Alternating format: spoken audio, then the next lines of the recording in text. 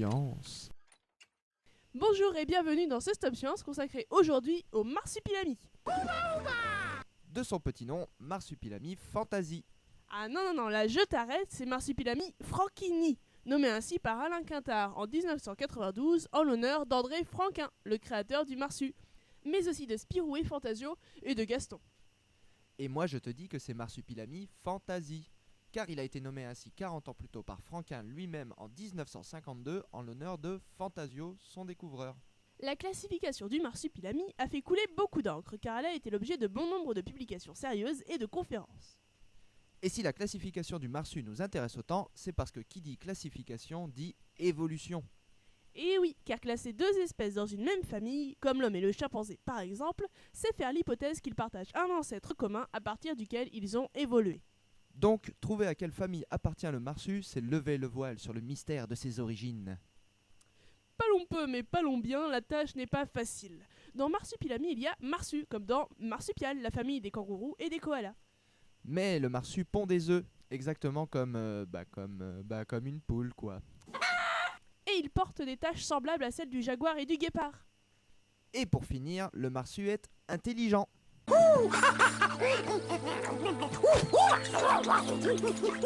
Ouais, enfin, tout est relatif. Comment défaire ce sac de nœuds? Eh bien, commençons par le début. Tout d'abord, le marsu a des poils. Or, les poils, comme l'allaitement des petits, sont une caractéristique que tous les mammifères ont hérité de leur ancêtre commun. Est-ce que la dame marsu allait de ses petits? Le mystère reste entier. Mais ce qu'il y a de sûr, c'est que le fait que le marsu ait des poils le distingue clairement des reptiles et des oiseaux. Le marsu est donc un mammifère. Sa caractéristique la plus bizarre est qu'il pond des œufs. Or, parmi les mammifères actuels, il n'y a que les échidnés et les ornithorynques, vivant aujourd'hui en Australie, qui pondent des œufs. Ce qui tendrait à faire du marsu un membre de leur famille, les monotrèmes. Étonnant, non, que le marsu d'Amérique du Sud puisse avoir des cousins australiens. Le fait de pondre des œufs peut-il à lui seul vraiment justifier ça? En clair, le fait de pondre des œufs a-t-il été hérité d'un ancêtre commun exclusif aux monotrèmes et aux marsus? Non, parce que les oiseaux et les lézards aussi pondent des œufs. Et à ce compte-là, on peut aussi citer les grenouilles et les poissons. Et le fait de pondre des œufs est en fait un caractère ancestral des vertébrés.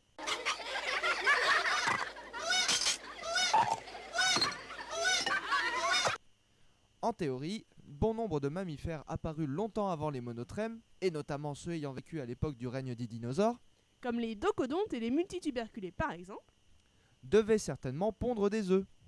En fait, le fait de pondre des œufs ne témoigne pas d'une parenté avec les monotrèmes, car il n'exclut pas qu'il ait pu faire partie d'une autre famille de mammifères. Et cela vient du fait que pondre des œufs est un caractère primitif pour les mammifères. Comme ce caractère n'est pas apparu exclusivement chez les mammifères, mais était déjà présent chez l'ancêtre commun de tous les vertébrés, Il ne suffit pas à prouver que le marsu est un proche parent des monotrèmes. et oui, on ne classe pas avec des caractères primitifs. C'est comme si vous placiez l'homme à l'écart des animaux en prétextant que nous sommes intelligents et pas eux. Cela impliquerait que l'absence d'intelligence consciente a été héritée chez tous les animaux d'un ancêtre qui leur est commun. Mais l'absence d'intelligence est un caractère primitif, et l'homme partage avec certains animaux, en particulier les primates, un grand nombre de caractères non pas primitifs mais dérivés. C'est-à-dire des caractères qui ont réellement été hérités d'un ancêtre commun qui nous est exclusif. Donc, pour parvenir à classer le marsu, il nous faut des caractères dérivés qui témoignent d'un réel lien de parenté. Et ils n'en partagent pas avec les monotrèmes. Donc, exit la piste monotrème, voyons plutôt du côté des marsupiaux. Alors, les marsupiaux se caractérisent par la présence d'une poche sur le ventre, mais les marsus n'en ont pas. Donc, ce ne sont pas des marsupiaux. Et du côté des placentaires? Ah, ceux-là, dont nous faisons partie d'ailleurs, ont hérité de leur ancêtre commun un mode de reproduction bien particulier. Ah oui, le bébé grandit dans le ventre de sa mère enveloppé d'un placenta. C'est une membrane à travers laquelle il se nourrit via le cordon ombilical.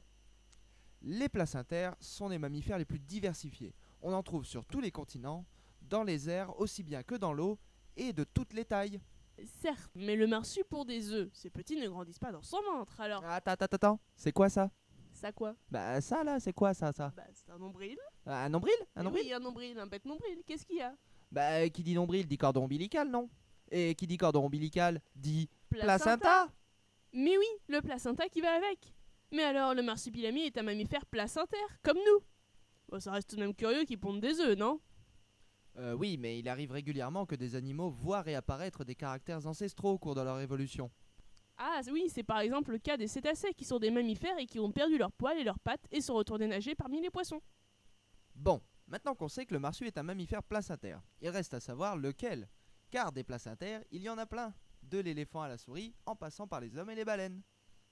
Pour répondre à cette question, commençons par regarder les mains et les pieds du marsu.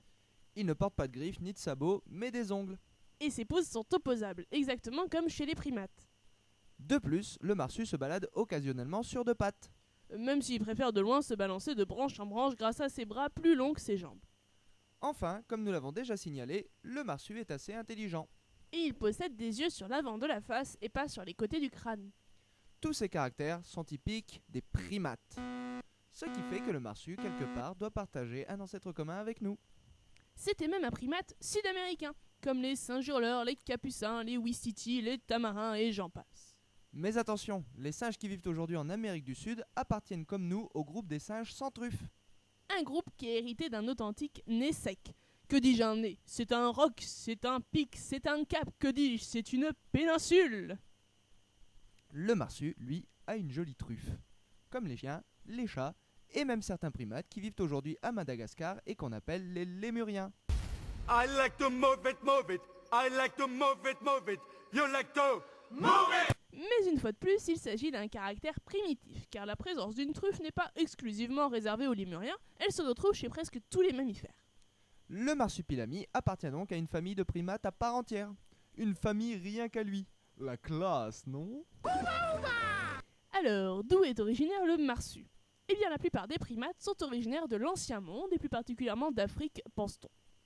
Et on sait que les primates du Nouveau Monde, les singes hurleurs, les ouistiti, etc., étaient totalement absents d'Amérique du Sud il y a de cela une trentaine de millions d'années. Mais il y a 30 millions d'années, ces derniers ont traversé l'Atlantique, qui était en cours d'ouverture. Ils ont certainement réalisé cette traversée sur des sortes de radeaux naturels flottants, constitués de branchages, de troncs d'arbres et de divers débris arrachés durant de puissantes crues et envoyés avec une force colossale dans les océans par les inondations. De tels radeaux aujourd'hui peuvent atteindre la taille d'une petite île et préserver pour un herbivore ou un insectivore suffisamment de nourriture pour tenir tout le long de la traversée, poussé par le courant des alizés. Invraisemblable, croyez-vous? Eh bien, sachez qu'à peu près à la même époque, il est arrivé la même chose aux ancêtres des rongeurs qui peuplent aujourd'hui l'Amérique du Sud. Il n'est donc pas hasardeux de faire l'hypothèse qu'il est arrivé la même chose aux ancêtres du marsu. Au passage, marsu possède effectivement un cousin africain, Marsupilami africanus, qui a continué à évoluer sur place sur la terre natale des marsupilamis. Ce Stop Science est terminé, merci de l'avoir suivi. Désormais, vous savez tout de l'origine et de l'évolution du marsupilami. Alors, content? Avec plaisir. Pour en savoir plus sur la classification phylogénétique du vivant, nous vous conseillons de consulter le livre qui porte ce titre. Et pour tout savoir du marsu, lisez les BD. Merci à tous.